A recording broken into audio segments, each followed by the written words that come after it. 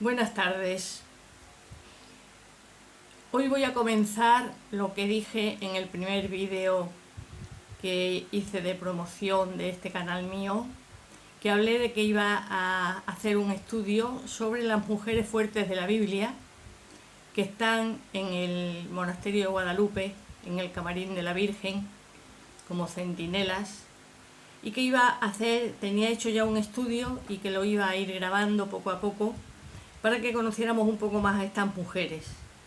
Mujeres fuertes en la Biblia dije que había bastantes, pero en el Camarín de la Virgen hay 8. Hoy vamos a empezar con la primera, según el orden cronológico de su existencia. La primera es Sara. Sara, la mujer de Abraham, que era estéril y sin hijos, y que gracias al nacimiento de Abraham, ella pudo exclamar: Dios me ha dado de qué reír, todo el que lo oiga reirá conmigo.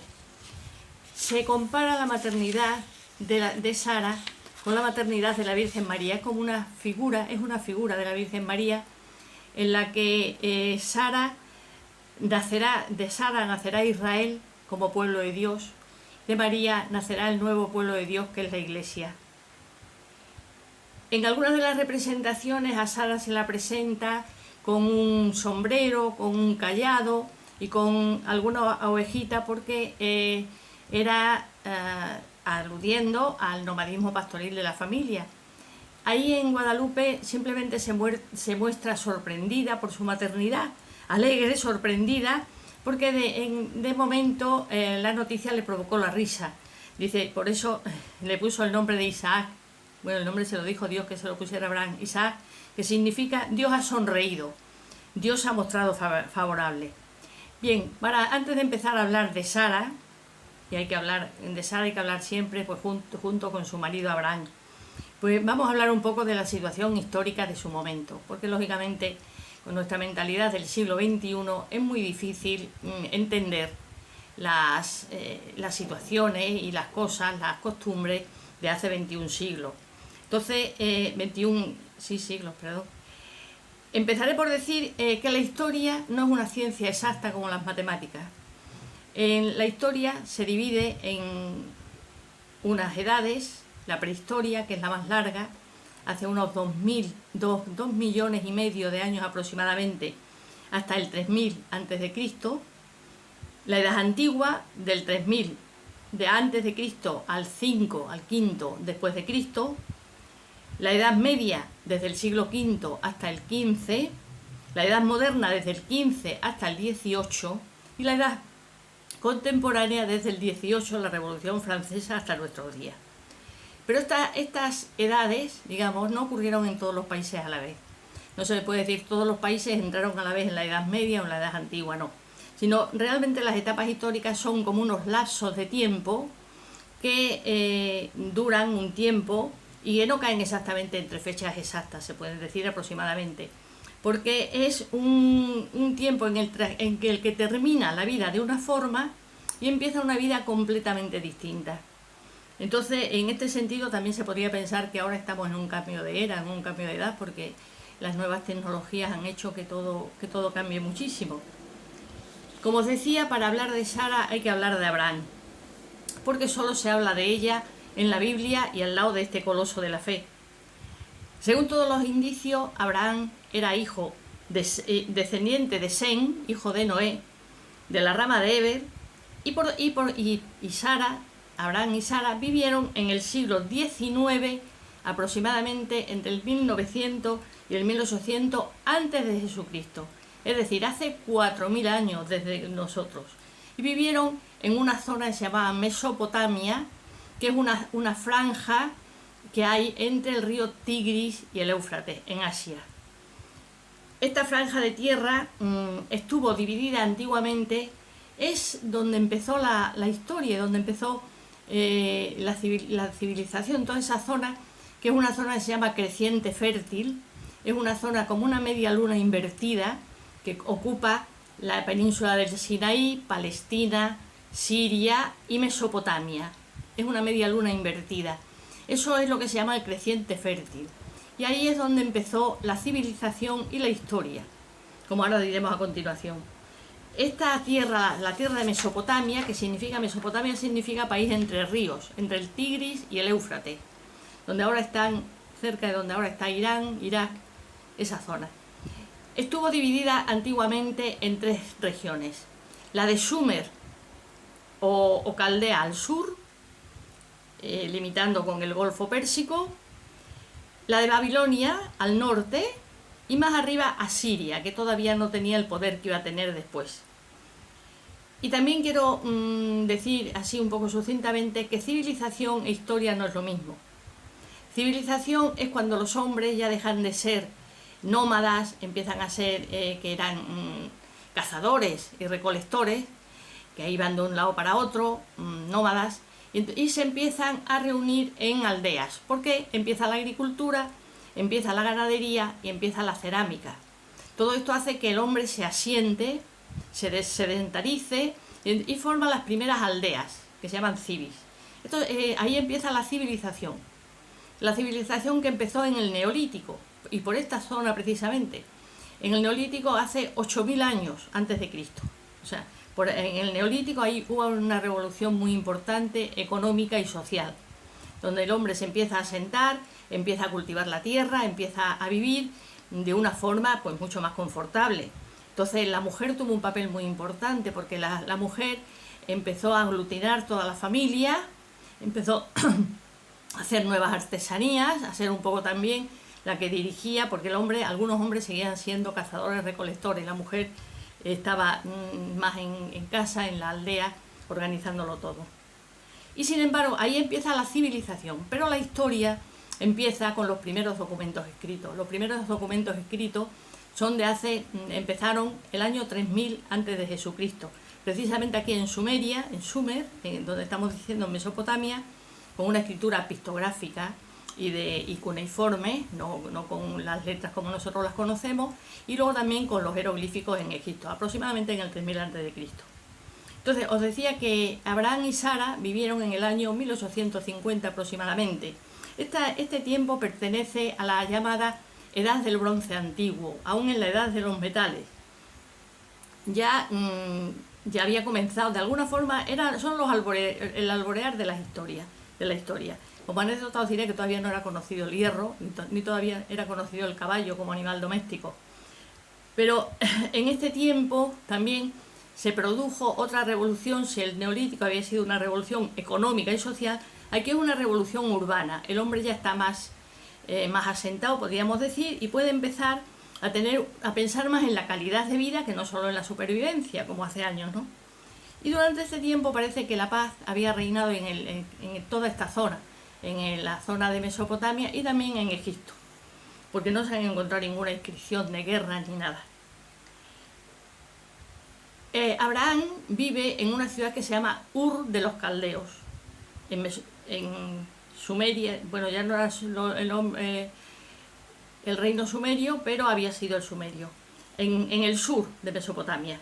Y era una metrópoli muy antigua, muy próspera, y que había sido seguramente capital de los sumerios. Ahora vamos a hablar un poco de los sumerios. Los sumerios, que es el primer pueblo que conoce la escritura, que conoce un montón de cosas, y no se sabe muy bien de dónde vino. Parece que vino de Elán, de donde ahora es Irán, y se instaló ahí en el sur de Mesopotamia. Era un pueblo tranquilo y que avanzadísimo. Conocían la administración de justicia, el registro de la propiedad, tenían mercados, construyeron canales de riego, muy avanzados técnicamente, conocían el vidrio, conocían el trabajo de la madera, de las telas.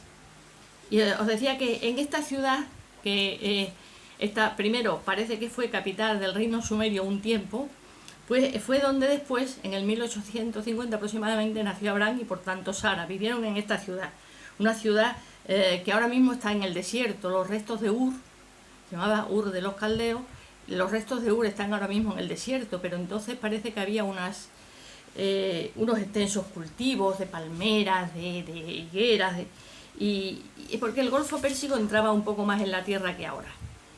Era un centro cultural y político muy próspero.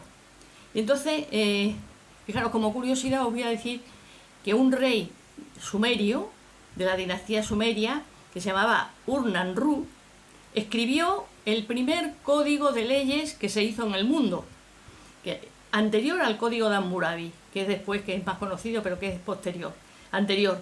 Y este hecho, que parece tal, pues son un código de leyes que organizaba un poco la vida y que estaba basado en la ley del talión, pero fue un paso importante en la humanidad porque significó superar el tomarse cada uno la justicia por su mano y empezar a ver unas leyes y una administración de justicia.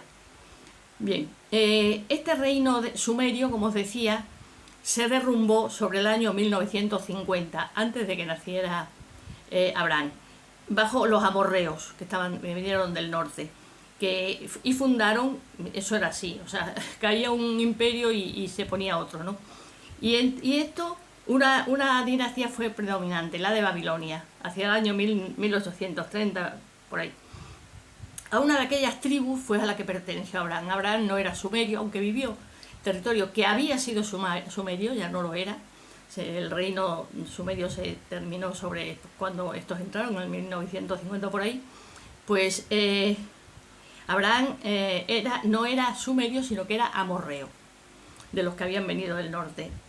Pero los amorreos no destruyeron la civilización sumeria, sino que la embellecieron, la llevaron a su máximo esplendor. Y por consiguiente, Abraham y Sara pues habían sido herederos y ciudadanos de una gran ciudad y de una tradición muy antigua y muy sofisticada, muy bien organizada. Hay que decir también que no existen algún documento extrabíblico que hable de los patriarcas del Antiguo Testamento, ¿no? Los grandes patriarcas, Abraham, Isaac, Jacob. No hay ningún documento extrabíblico. Eran en realidad seminómadas que andaban de un sitio para otro con grandes rebaños, con mucha hacienda, y que si encontraban buenos pastos y un sitio agradable para vivir, pues estaban mucho tiempo. Eran seminómadas en vías de sedentarización. Eran jefes de clanes bastante grandes y de pastores de ganado menor, de ovejas, de cabras fundamentalmente. Y utilizaban el burro como bestia de carga. Como os decía, no se conocía todavía el caballo. De alguna manera estos patriarcas fueron un poco personajes excéntricos. Se les conoce en distintas lenguas y se habla de ellos. Pero sin embargo ni sabía muy bien, bueno, les llamaban después Apirus o Abirus, de donde procede parece ser el nombre hebreo. En Canaán sobre todo les llamaban así, porque que significa venidos del otro lado del río Jordán. Pero no pertenecían no vivían en grandes ciudades, como decía, sino que vivían seminómadas, estando a veces en territorio mucho tiempo, y no vivían exactamente igual que los cananeos ni los otros. Eran seres un poco excéntricos, ¿no? Fuera de las normas, vivían un poco fuera de las normas religiosas y sociales de aquella época, porque también religiosamente creían en un solo Dios. Esto ahora lo hablaremos de Abraham. A partir de Abraham creían en un solo Dios que les iba a dar patria y familia. Entonces todas las demás civilizaciones eran politeístas. Bien, como decía, el nombre hebreo parece que viene de aquí, de Apirus o Abirus, que significa del otro lado del río, y también gente que pasa o que va de paso. Ahora vamos a empezar a hablar un poco de la vida de Sara, que necesariamente tiene que ir unida a la vida de Abraham, ¿no? Lo primero que se nos presenta en la Biblia es que era una mujer estéril y sin hijos, que era hermosa, muy hermosa parece, pero estéril y sin hijos. Ya al decirnos esto, se pensaba que era un oprobio, que era una vergüenza, ¿no? Una mujer estéril, porque claro, si era la esposa del jefe de un clan grande, cuantos más hijos tuviera mejor, porque podían defenderle de otros clanes, podían ayudarles en los trabajos. Entonces ella, al ser estéril, digamos que tenía un defecto, podríamos decir, ¿no? Comienza la historia de Abraham en el capítulo 12 del Génesis, cuando el padre de Abraham, Terah, emigra de Ur, donde vivían, y quiere ir a Canaán. Y se lleva a Abraham, Sara, con su padre, su mujer y su sobrino Lot, que era hijo de un hermano de Abraham que había muerto. Y entonces llegan hasta Harán. Harán está al norte. Es una ciudad también grande y se establecen allí por un tiempo. Allí todavía no había recibido Abraham la llamada del Señor. Y en Harán muere Terah, el padre de Abraham, y a Abraham se le aparece por primera vez el Señor y le dice que deje su tierra. Realmente no era su tierra, ya había salido, pero le dice que deje su seguridad, su clan, y que se ponga en camino hacia una tierra que él le va a mostrar. Le dice que él le va a dar un hijo, que le promete un hijo y le promete una tierra también. Abraham ahí se nos presenta como un hombre ya mayor, ya de 75 años. Entonces pensaría lógicamente que era difícil que pudiera darle hijos. Pero él se fía de esta palabra, de esta voz que ha oído, que ha escuchado, y se pone en camino. No se pone en camino sin saber muy bien ni a dónde iba, ni por dónde iba a ir. En este peregrinar que lleva hasta la tierra de Canaán, hay que tener en cuenta varias cosas. Primero, desde Harán a Canaán hay unos 1000 kilómetros, con lo cual no es muy aventurado pensar que un clan de esas características, él se lleva a su sobrino Lot y su mujer y sus cosas y se va. Y entonces no es muy aventurado pensar que tardarían bastante en recorrerlo. Entonces Harán pertenecía al reino de Mari. El reino de Mari era otra civilización modelo, perfectamente organizado. Y sus habitantes eran politeístas, como hemos dicho, adoraban a 25 divinidades. Y en este camino que emprende Abraham pasaría seguramente por las más grandes ciudades que había en aquella época. Mari, Nahor, Palmira y Damasco. Todas estas ciudades eran grandes ciudades. Entonces aquí en Damasco adquiere a su criado Eliezer, que es el que le va ayudando. Y luego llega a Canaán, y en Canaán el aspecto era totalmente distinto. Era una ciudad, era un país, porque lo que había eran ciudades-estados. No había un país completo bajo un mismo rey ni nada. Eran ciudades-estados y estaba poco poblado. Había varias ciudades fortificadas, algunas muy pequeñas, como de una hectárea, donde vivían el señor y poco más. Y luego la gente, y era como sitios de refugio. Si había algún conflicto tal, pues los habitantes de alrededor se refugiaban en la ciudad. Los primeros habitantes fueron los cananeos y los hititas, los de Canaán. Y tenían gran dependencia de Egipto, porque por debajo en el sur luego ya en África estaba Egipto, que era un gran poder, una gran potencia, igual que las primeras de Sumer y esta que hemos hablado, y Babilonia, pues también Egipto era también una gran potencia. Y además Canaán en sí es una franja insignificante de tierra, como decía, poco poblada, pero que era importante porque era el nudo de comunicación entre Asia y África. Por ahí pasaba el camino real y unía Asia con África, como os decía. Al llegar a Canaán, el Señor se le aparece de nuevo a Abraham y le hace la promesa de que aquella tierra que está pisando, aquella precisamente, como extranjero, se la dará a su descendencia. Durante todo este trayecto, Sarai, como se llamaba al principio, le acompaña y no se hace ninguna mención especial de ella. Ella acompaña al marido, pero sin embargo hay un episodio posterior en el que se nos relata que Abraham baja a Egipto por una carestía. Y entonces, como Sara era bastante bella, le dice que no diga que es su mujer, sino que es su hermana, para que no tenga ningún problema, en fin. Pero claro, al decir que es su hermana, el faraón se enamora de ella y se la lleva a su palacio. Y aquí empieza Dios entra Dios a defender a Sara, porque la casa del faraón empieza a mandarle plagas. Cuando éste se entera de que no es la hermana de Abraham, sino que es su esposa, pues le dice a Abraham que coja sus cosas y se vaya para que cesen las plagas. Egipto durante este tiempo, como os decía, era también una gran civilización. Ya estaban hechas las pirámides se hacen con la cuarta dinastía, y aquí parece que estaba la 12ª, la 12 dinastía, que es la que comienza el Imperio Medio. Y entonces ya existía la escritura, se escribían, ya nos han llegado todavía libros, por ejemplo Sinué el egipcio, es de aquel tiempo, ya se hacían fracciones, se hacían muchas cosas. Y parece que Abraham pasó sin problemas de Canaán a Egipto, por lo cual se ve que ambas estarían bajo el mismo gobierno. De todas formas, Canaán siempre dependía mucho de Egipto. Sigue pasando el tiempo, Abraham ya sigue en Canaán, para arriba, para abajo, se establece en algunos sitios por más tiempo y se ve inmerso en distintos acontecimientos, ¿no? Cuando la campaña de los 4 reyes, en fin, aquí no me voy el encuentro con Melquisedec, rey de Salem, y por fin el Señor se le vuelve a aparecer y le renueva las promesas. Y le dice que su descendencia será numerosa como las estrellas del cielo y la arena de las playas, y que la tierra que pisa será de su posteridad. Y entonces aquí Abraham ya le dice, bueno, pero dame alguna señal, algo, porque claro, estaba caminando sin nada, ¿no? Y hacen un pacto como los antiguos ritos de alianza. Se parten varios animales por la mitad, se pasa entre ellos y se dice que te ocurra igual que a esos animales si no llevas a efecto el pacto. Pero Dios infunde un sueño a Abraham y pasa él solo, consumiéndolos con fuego todos esos animales, porque dice, las promesas las hace Dios. Abraham solo tiene que obedecer.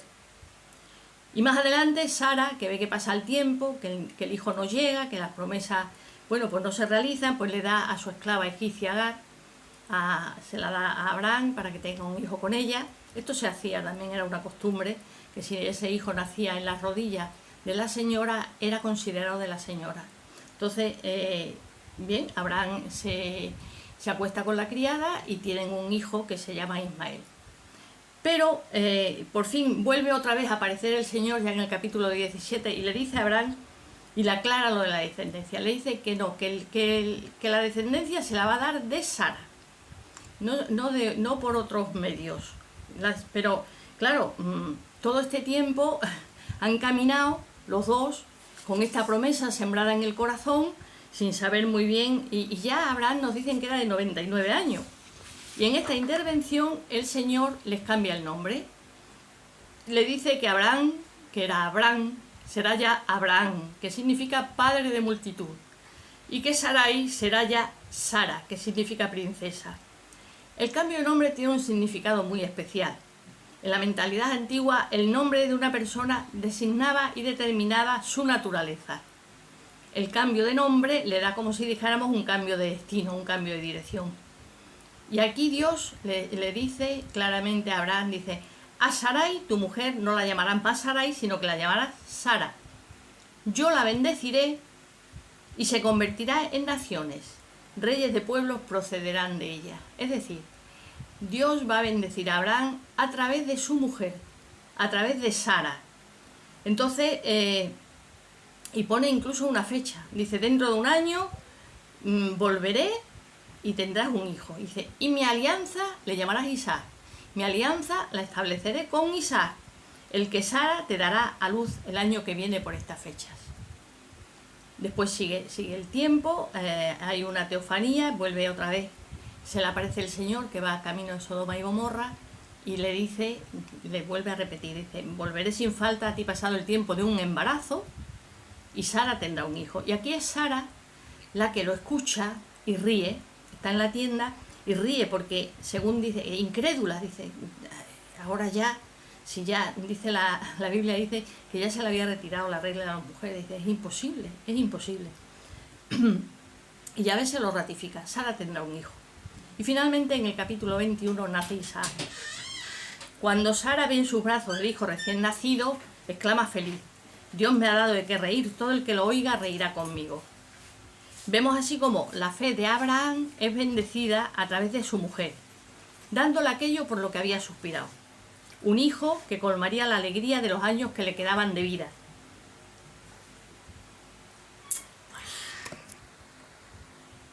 Bien, os decía que en el capítulo 21 nace Isaac y cuando Sara ve en sus brazos al hijo, pues ríe, porque dice, Dios me ha dado de qué reír, todo el que lo oiga reirá conmigo. Por esto vemos que la fe de Abraham, que fue, claro, era el cabeza de familia, era el que mandaba, podríamos decir, es bendecida a través de su mujer. Luego en el capítulo 23 muere Sara, que se ve que muere con 127 años, ya mayor, tiene una larga vida, y Abraham la entierra en Hebrón, en la cueva de la Macpelá, frente al encinar de Mambré, donde se le habían aparecido los tres ángeles que venían a Sodoma. Aquí termina la historia de Sara, y la de Abraham continúa unos años más. Abraham muere lleno de días, de felicidad y de hijos, también tiene más hijos. Pero aquí lo que tenemos que ver es que la fe de Abraham, el caminar con el Señor de alguna forma, de forma incondicional, se ve bendecido en Sara. Sara, como os decía al principio, Dios también protege siempre a Sara también, porque cuando os contaba del faraón, y cuando actúa también por su cuenta, ¿no? Cuando le da a Agar, pues de alguna forma actúa por su cuenta. La Iglesia siempre ha comparado la maternidad de Sara con la maternidad de María. Os decía que de alguna forma Dios intervino en ambas maternidades con una fuerza que sobrepasa todas las leyes de la naturaleza. María era virgen y Sara era estéril, y ya mayor, imposible tener hijos. Entonces, Sara, os decía, es una figura de María, donde se hace ver que lo imposible es posible para Dios. En ambas, la base es la fe en que Dios cumple lo prometido. Y la realización de la promesa es en una gratuidad total, ellas no tienen que poner nada de su parte, porque es una intervención directa de Dios. Bien, en Abraham y Sara vemos palpable que ese Dios que se les había revelado era un Dios omnipotente y es capaz de hacer lo imposible, y es fiel a sus promesas. Bien, hasta aquí la historia de Sara. Es verdad que se habla más de Abraham que de Sara porque, como os decía, ahora no podemos entender las costumbres de hace 4.000 años. Pero de todas formas siempre sacamos conclusiones, siempre sacamos enseñanzas. La vida de Sara es una vida estupenda, interesante, y que se ve que Dios interviene en aquellos que le obedecen. Bien, hasta aquí este vídeo. Buenas tardes. Espero que os guste, que me deis algún like y que os suscribáis. Muchas gracias.